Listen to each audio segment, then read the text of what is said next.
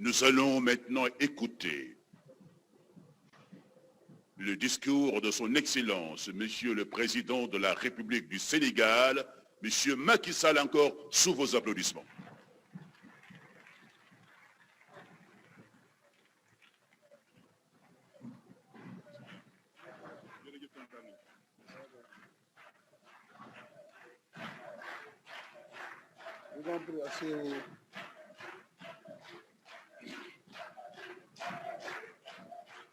Merci beaucoup.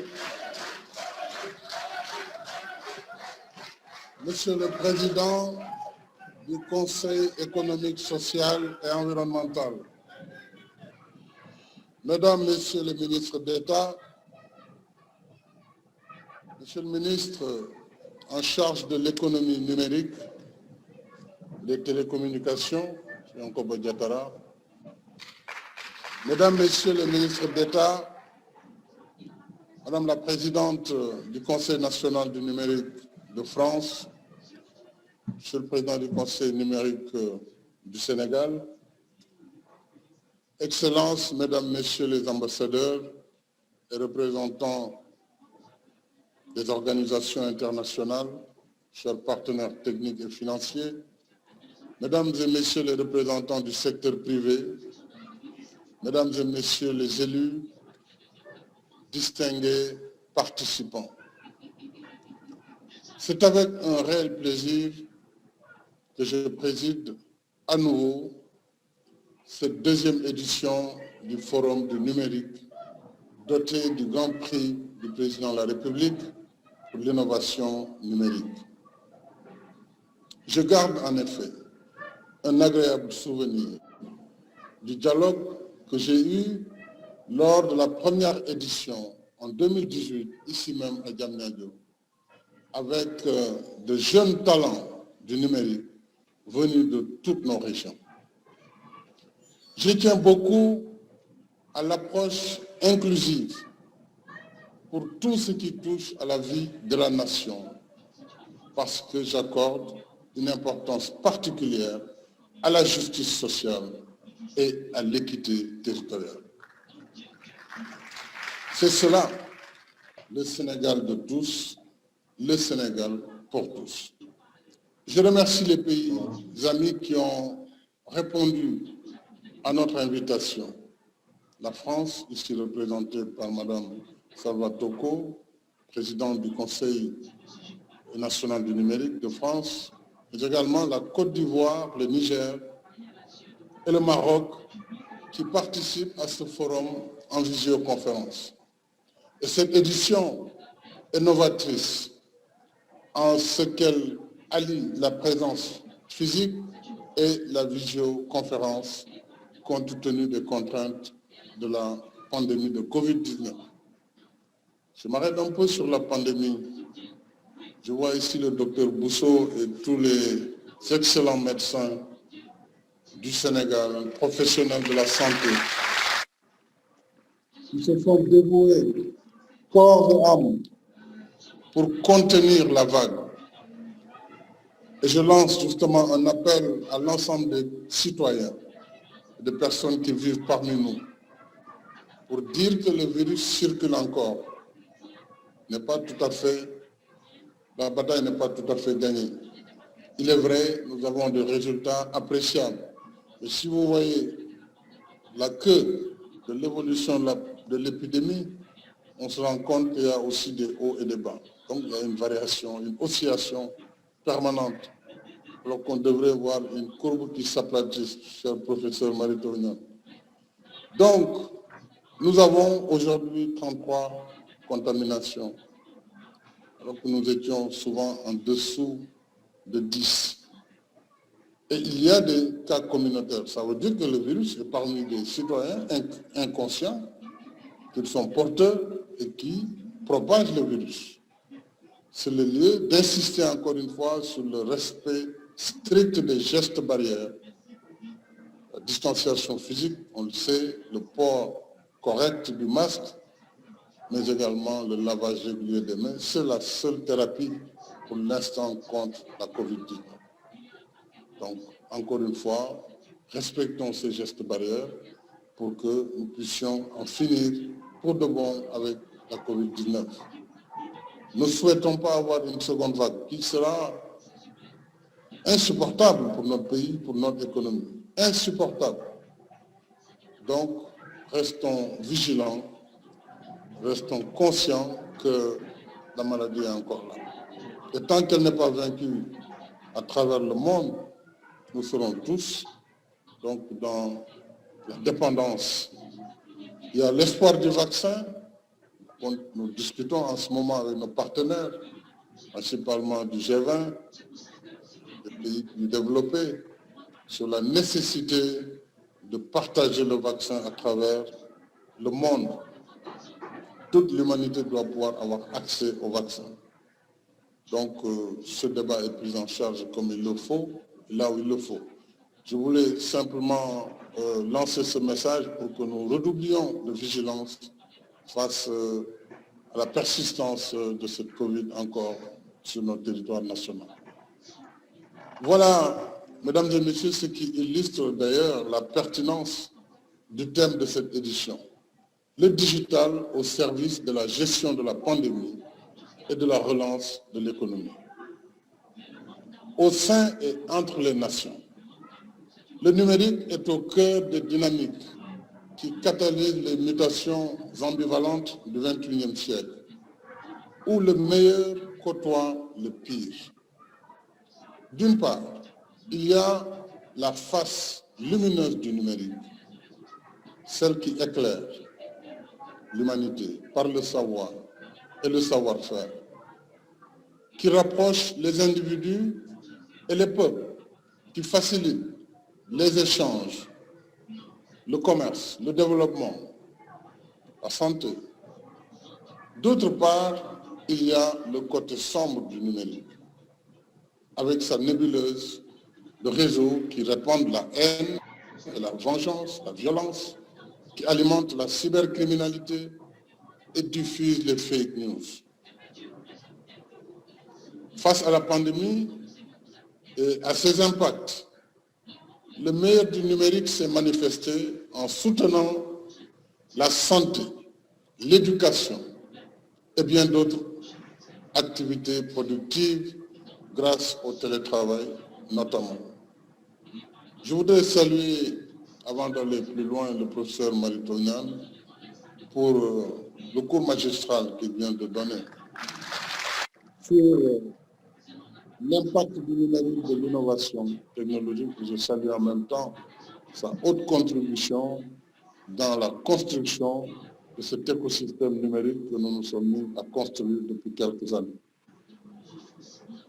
La création de l'UVS a été l'une de ces hautes contributions au moment où personne ne croyait qu'une université virtuelle pouvait accueillir des étudiants, leur donner une formation adaptée et surtout en faire des étudiants comme les autres, avec tout ce qui a été fait pour l'accès à l'ordinateur pour ces étudiants, la construction des espaces numériques ouverts, mais aussi le choix de la technologie, des sciences, puisque c'est l'avenir du monde. Et nous devons apprivoiser la science, les nouvelles technologies, du numérique et tout ce qui est, en tout cas aujourd'hui, intelligence artificielle et Internet des objets. Ce sont des choses à apprivoiser, que ce soit le Chinois ou l'Américain ou l'Européen, l'Africain doit pouvoir être tout à fait à l'aise, puisque là, au moins, nous partons à peu près dans les mêmes conditions. Nous sommes tous sur le même starting block. Pour cette génération, tout le retard sur des siècles de l'Afrique, aujourd'hui, la jeunesse africaine n'a pas besoin de parcourir tout le chemin de rattrapage. Elle part sur les mêmes conditions que les jeunes Chinois, les jeunes Américains ou les jeunes Européens. Donc, je voudrais dire simplement que chez nous, des talents aussi se sont révélés pendant cette pandémie. Dans la fabrique de robots, on l'a vu avec l'école polytechnique, des respirateurs artificiels et des machines à laver les mains, j'en ai vu, créées par des jeunes de la banlieue, ainsi que la conception de plateformes de commerce électroniques pour contribuer à réduire les déplacements propices au risque de contamination. Alors tous ces talents et les stands que je viens de visiter tout à l'heure nous montrent que l'intelligence artificielle ne connaît pas de frontières et que nous pouvons et devons réussir la révolution du numérique parce que c'est elle qui définit aujourd'hui et encore plus dans le futur les nouvelles lignes de démarcation dans le processus de développement des nations. Notre rôle, nous, pouvoirs publics, c'est de préparer notre jeunesse à relever le défi de la révolution numérique. C'est pourquoi, m'adressant plus particulièrement à vous, jeunes du Sénégal, comme Pablo Coelho, dans l'Alchimiste, je vous invite à poursuivre résolument votre légende personnelle et à croire à la chance du débutant. S'agissant du numérique, vous avez en effet une chance que nous n'avions pas à votre âge, parce que votre légende personnelle, justement, a fait de vous une génération du digital. Et justement, la raison d'être de ce forum doté du Grand Prix du Président de la République pour l'innovation numérique est de contribuer à vous offrir la chance du débutant pour vous engager à poursuivre votre légende personnelle. Vous pouvez y arriver parce que le possible n'a de limite que celle que nous nous fixons. Je salue et félicite chaleureusement le lauréat du Grand Prix du Président de la République pour l'innovation numérique et les 2 récipiendaires des prix spéciaux. Quand j'ai entendu le professeur Malick Thiaw Niane décrire votre projet, tout de suite j'ai vu une application et je vais essayer de vous tester, enfin de vous offrir une possibilité de service en tout cas pour la surveillance de champs ou de vergers à distance, surveillance des plantes. Je crois que tous ceux qui s'adonnent ou qui sont intéressés par l'agriculture ou l'élevage doivent pouvoir acheter ces prestations. Et je voudrais dire également à M. Antoine Ngom que c'est bien d'offrir au chef de l'État vos réflexions, mais ce n'est pas entrepreneurial. Il faut vendre le produit de vos créations. L'État doit pouvoir les acheter. Parce qu'offrir, c'est trop africain pour le Sénégal. Tout est gratuit. Non, il faut vendre. Il faut vendre au président. Nous sommes capables d'acheter ces services. Pourquoi nous l'offrir? Et donc, c'est pour dire que l'esprit d'entrepreneuriat aussi, c'est l'esprit de création de richesse. Pas un esprit communiste comme quelqu'un que je vois dans la salle. Lui pense tout le temps à la gratuité de tout. Mais il faut d'abord produire les richesses et les vendre.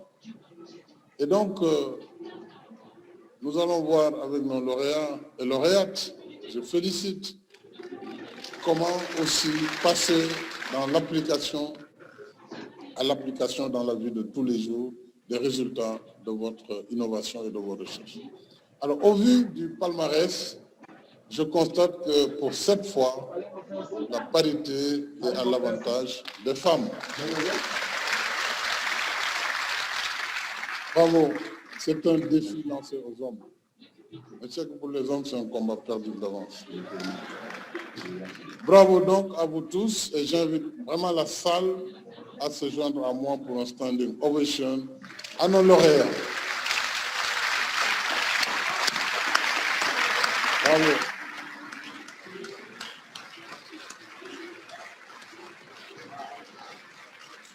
Merci beaucoup. Merci.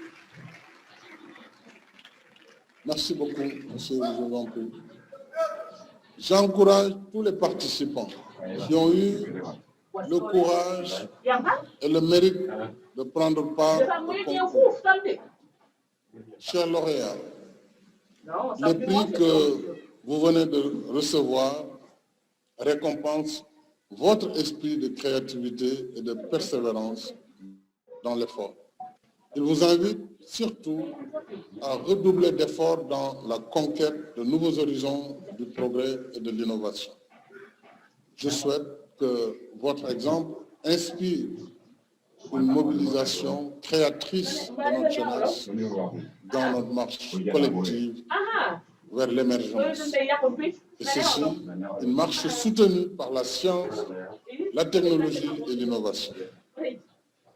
C'est pourquoi j'ai décidé de porter le Grand Prix du Président de la République pour l'innovation numérique à compter de l'année prochaine à 30 millions de francs CFA et d'élargir la compétition aux jeunes de 15 à 17 ans.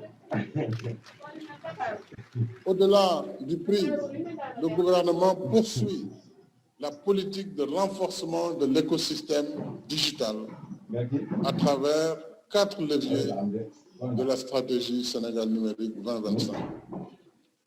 Le premier dispositif est un dispositif législatif, réglementaire, vous l'avez rappelé, incitatif à la création et à l'épanouissement des startups, y compris par une fiscalité adaptée avec la loi 2001 du 6 janvier 2020.